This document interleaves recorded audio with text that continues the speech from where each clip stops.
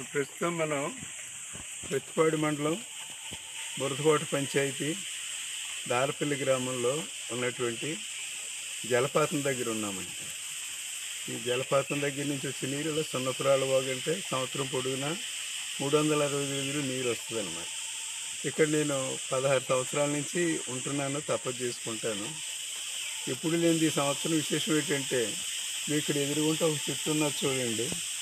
ఆ చెట్టు నుంచి ఒక 10-12 రోజుల నుంచి రోజు కూడా 24 గంటలు ప్రతి ఆకు నుంచి బొట్లు బొట్లుగా నీరు పడుతుంది.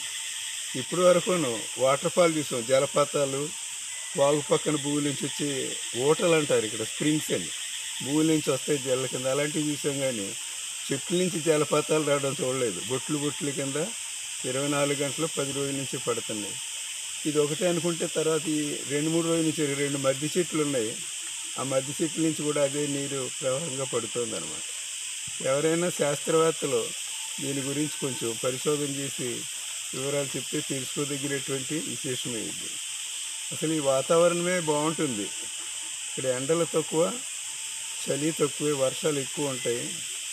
తర్వాత చుట్టూ కొండల్లో ఎక్కడ చూస్తే అక్కడ చిన్న చిన్న ఓటలు, కాలువలు అలా 365 రోజులు వస్తాయన్నమాట.